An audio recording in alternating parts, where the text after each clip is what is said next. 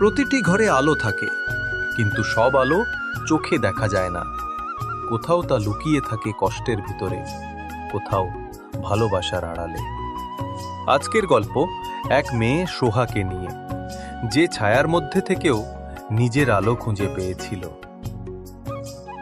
এই ঘরেই থাকে সোহা, তার বাবা হাসান আর সৎ মা লতিকা। বাইরের চোখে এ এক সাধারণ সংসার, কিন্তু ভেতরে অনেক না বলা শব্দ জমে থাকে।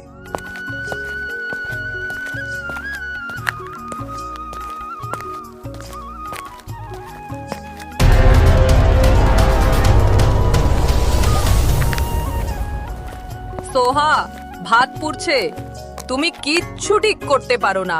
আসছি মা।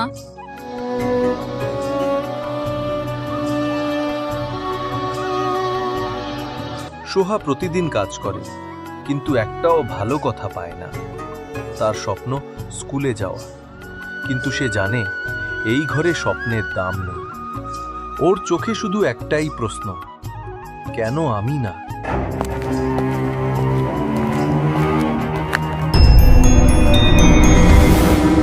সোহা সারা দিন অলস বসে থাকে। সোহা, সত্যি? কখনো কখনো নীরবতা সবচেয়ে জোরালো উত্তর হয়।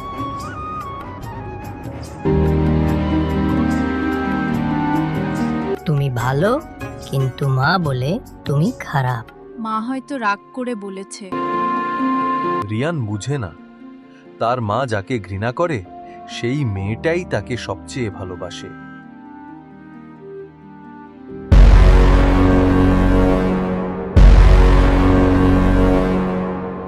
বিদ্যুৎ বাঁচাও, তোমার নামে বিল আসে না।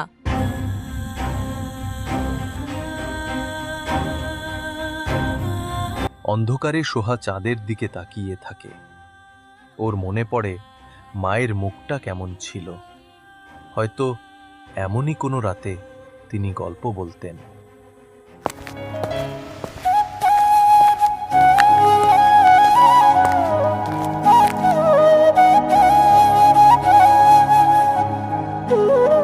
তুই এত চুপ কেন মা? সীতারা খালা ছিলেন এই পাড়ার একমাত্র মানুষ যিনি সোহার চোখের ভাষা পড়তে পারতেন। মা আমাকে ভালোবাসে না। সব মাই ভালোবাসে, কেউ দেখাতে পারে না। সেই কথাটা সোহা বুকের মধ্যে রাখল। ভালোবাসা থাকলে একদিন হয়তো কেউ তা দেখাবে।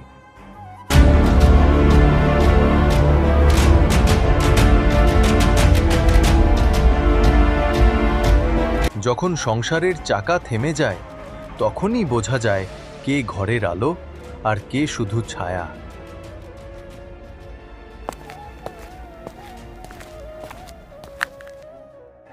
দোকানের জন্য আনলাম। চুরি করেছো? সোহা জানত প্রমাণ নয়, সময়ই সবচেয়ে বড় জবাব।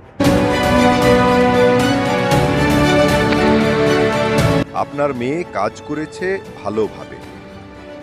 প্রথমবার হয়তো তার মনেও কিছু কাঁপলে, লজ্জা, না হয়তো ভালোবাসা।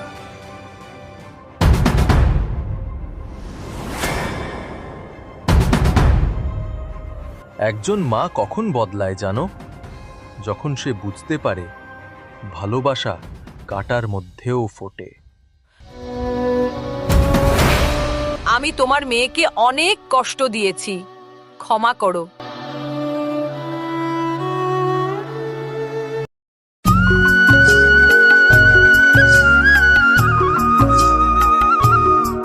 মা, তুমি? ডাক, একবার মা বলে ডাকো।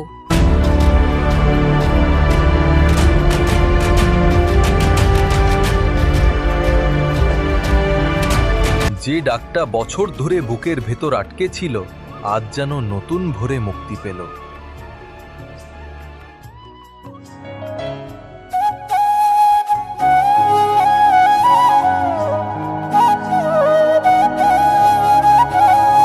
এই ঘরটা বদলে গেছে।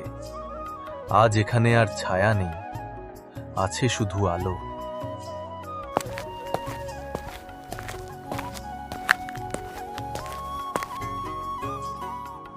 তুই আমার ছায়া না, তুই আমার আলো।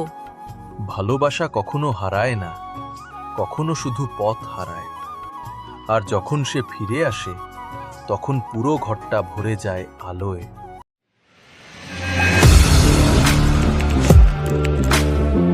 Audio Jungle.